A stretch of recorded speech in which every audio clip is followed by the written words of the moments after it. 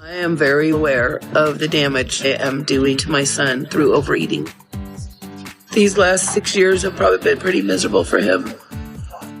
It's not only the patients on My 600-Pound Life who have to suffer the consequences of their weight. Pretty often, the families end up suffering terrible consequences of their own. Most of them don't mean to be bad parents, but it's kind of hard to be a good one when you're forcing your kids to wait on you whilst refusing to make the changes needed to actually be a parent. I feel kind of bad making this video, but here are a few My 600-Pound Life guests that were just terrible parents. Before we get started, leave a comment down below to let us know who your favorite guest is, and also don't forget to subscribe to the channel. That'll enter you into our monthly shout out either way. James has been bedbound for 3 years, and he now relies on his enabling girlfriend Lisa and his daughter Bailey to help him out with just about everything. He's now developed cellulitis on both legs, and the pain is causing him to shout at his helpers a lot, especially when they're trying to move or wash him. As you can imagine, that is not a pleasant situation for anyone involved. James admits that he can tell it bothers Bailey a lot from the way she looks at him. Bailey even says her mum pulled her out of school to help out, which must have really sucked. She feels that her father should be the one taking care of his daughter, but accepts her role because she's not going to just let her father die. To make things worse, Bailey's miserable knowing that things are not going to get any better and that she's completely helpless to do anything about it. My mom pulled me out of school because I have to help with my dad. My dad's gotten worse, and I'm worried. He's close to losing it all. He basically already has. I can tell that it bothers Bailey a lot by the way she looks at me.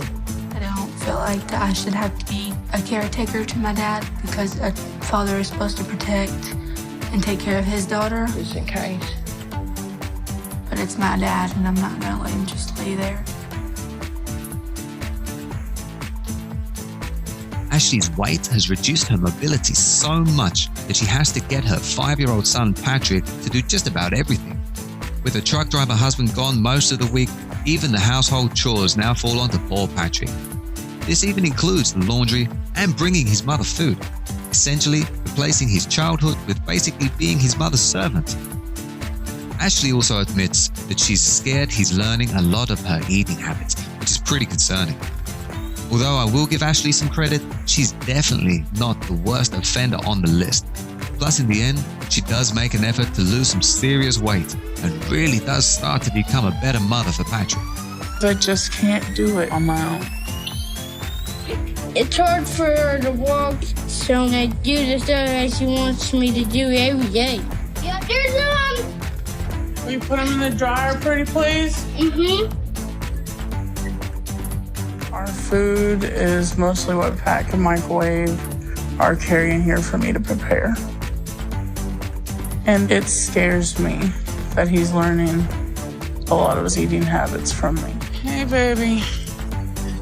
But I'm trying new things each day to work through how I feel instead of avoiding it until I get overwhelmed. Without him, I'd be lost. 50-year-old Pauline is bordering on being completely immobile, needing help with just about everything, and her niece even has to come over a few times a week to help her in the bathroom. But even with a full-time caretaker, the real victim of the episode is a 21-year-old son, Dylan.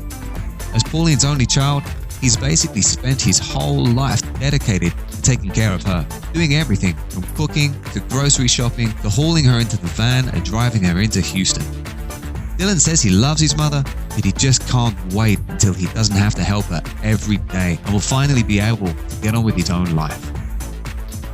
Pauline is very aware of the damage, admitting that the last 6 years must have been miserable for him. She even admits that she could possibly ruin her son's life if she doesn't get her life under control. It's heartbreaking to get to the end of the episode, only to see Dylan still trailing along behind her wheelchair.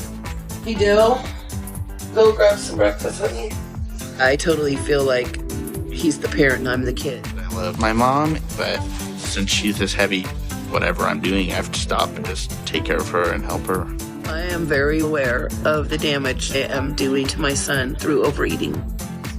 These last 6 years have probably been pretty miserable for him. Check out one of our newest videos right here. Plus, even more videos of your favorite shows are coming soon.